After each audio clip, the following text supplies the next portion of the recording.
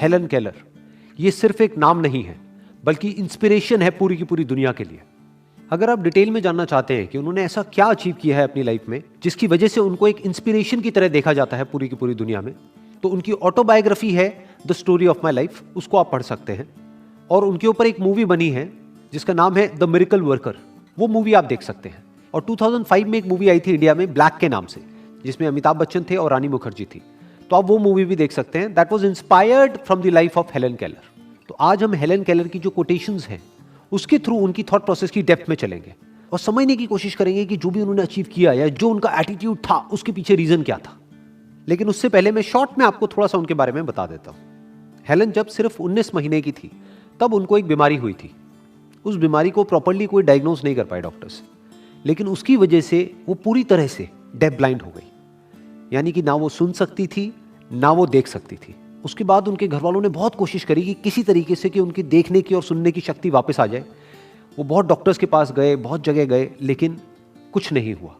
जब हेलन 6 साल की थी तब उनके कांटेक्ट में आई उनकी टीचर, जिसके बाद उनकी लाइफ पूरी तरीके से चेंज हो गई। इनफैक्ट जितना रोल हेलन का है उनकी सक्सेस में या उनकी अचीवमेंट्स में, उनसे बड़ा रोल उनकी टीचर का है।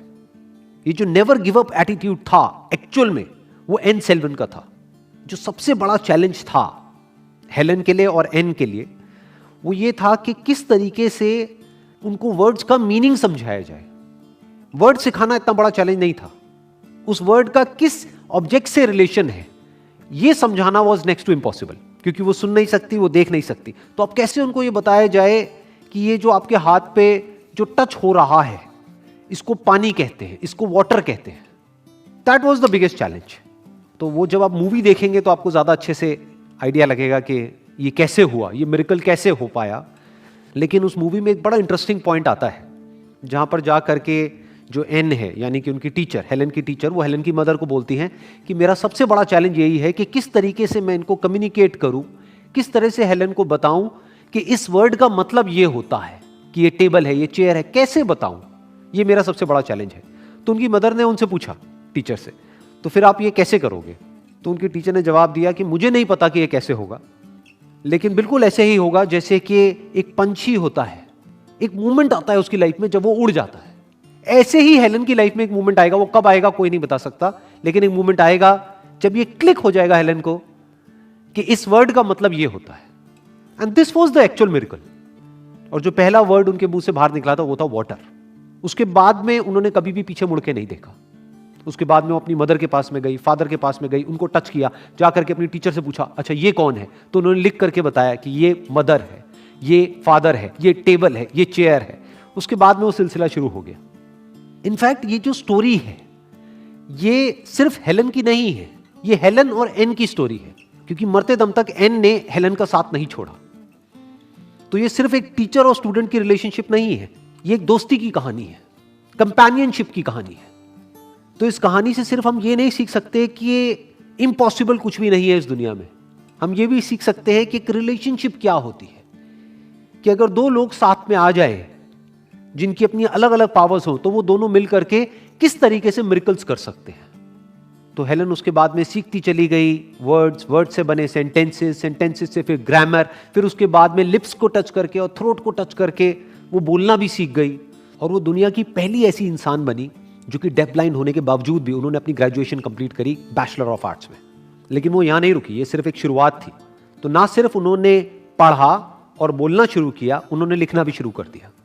उन्होंने कई बुक्स लिखी, जिसमें से सबसे पॉपुलर उनकी जो बुक है वो है the story of my life, जो उनकी ऑटोबायोग्राफी है।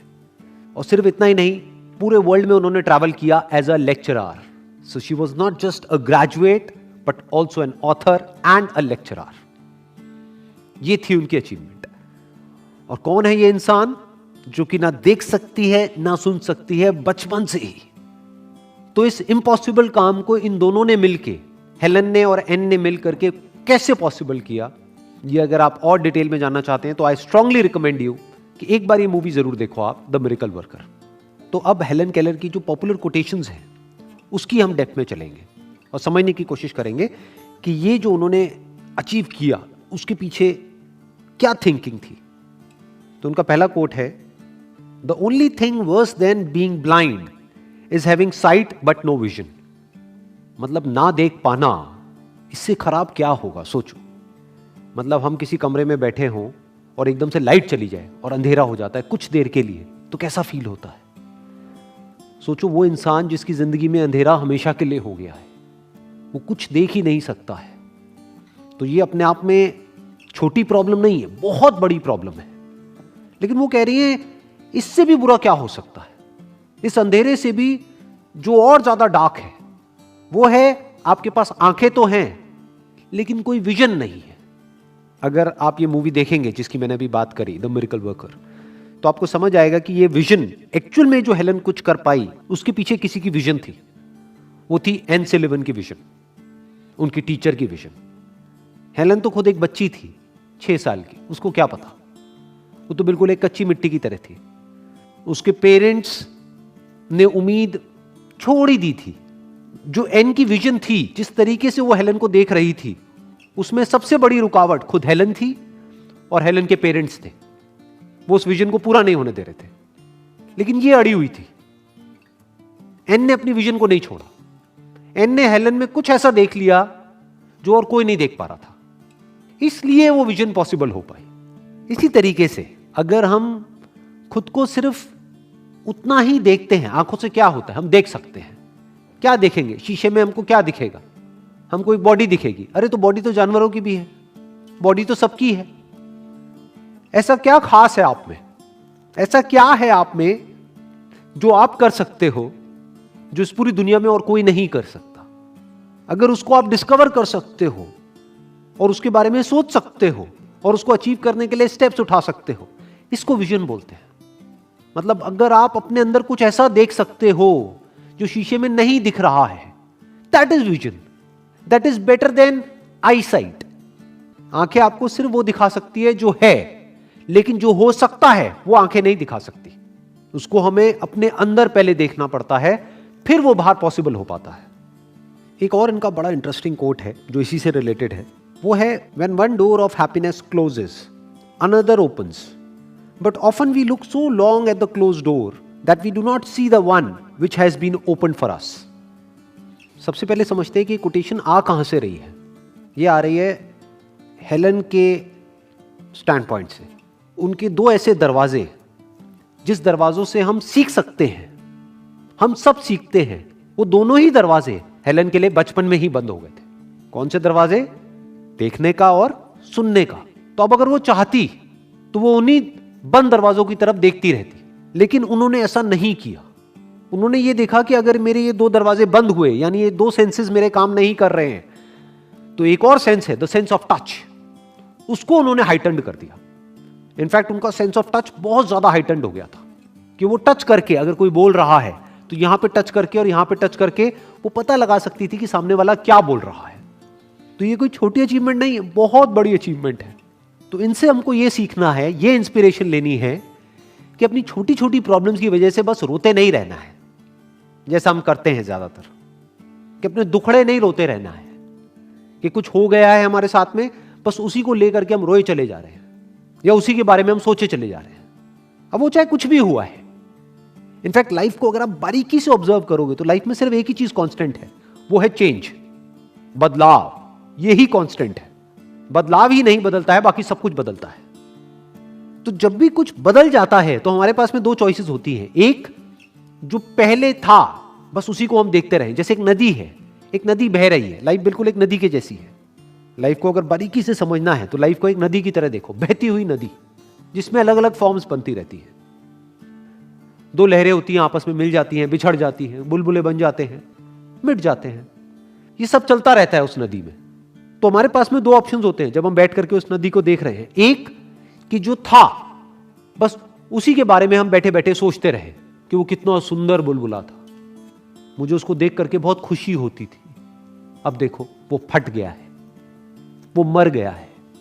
अरे भाई कुछ मरता नहीं है। अगर बारीकी से ऑब्जर्व करोगे नदी में, क्या बुलबुला मर गया है? क्या बन गया है? वो पानी। बुलबुला बनने से पहले वो क्या था? पानी। जिस वक्त बुलबुला था उस वक्त क्या था? पानी। तो क्या बन रहा है, क्या मिट रहा है? कुछ भी नहीं, सिर्फ बदल रहा है। यही प्रकृति का नियम है। जब भी कुछ बदलता है तो कुछ मरता है, तभी कुछ पैदा होता है। जब हमारे अंदर कुछ मर जाता है तभी तो कुछ नया पैदा होता है। तो रोना क्यों है कि वो मर गया है? अरे कुछ नया भी तो पैदा हुआ है उसके साथ में, उसको तो देखो। और लाइफ को अगर आप और बारीकी से ऑब्जर्व करोगे तो आप देखोगे we are living in the field of infinite possibilities. Life में क्या क्या हो सकता है उसकी कोई लिमिट नहीं है। आप क्या क्या कर सकते हो उसकी कोई लिमिट नहीं है। इसका मतलब क्या है कि बंद दरवाजे तो लिमिटेड हैं, लेकिन जो खुले हुए दरवाजे हैं वो अनलिमिटेड है, वो इन्फिनिट है। सिर्फ कुछ दरवाजे बंद होते हैं, लेकिन हर मोमेंट में अनलिमिटेड दरवाजे खुले रहते हैं हमेशा। बस हमारी नजर वहां पर नहीं जाती है क्योंकि हम बंद के बारे में ही सोचते रहते हैं। तो ये कहा जा रहा है कि जो रास्ता बंद हो गया है उधर मत देखते रहो, जो रास्ते खुले हुए हैं उधर देखो और आगे बढ़ो। Next quote is never bend your head, hold it high, look the world straight in the eye. दुनिया की आंख में आंख मिला करके बात करने का दम होना चाहिए आपके अंदर। इसका मतलब क्या है? इसका मतलब यह है कि खुद को किसी से भी कम मत समझो। इसका मतलब यह नहीं है कि खुद को दूसरे से ज्यादा समझो। मुझे पता है जैसे मैं ये लाइन बोलूंगा कि खुद को किसी से कम मत समझो, आपकी ईगो को बड़ा मजा आएगा सुन करके। आप कहोगे अरे वाह, इसका मतलब मैं तो ये मैं तो वो। नहीं, ये नहीं कहा जा रहा है। ये कहा जा रहा है खुद को किसी से कम मत समझो। तो आप ना किसी से कम हो ना किसी से ज्यादा हो।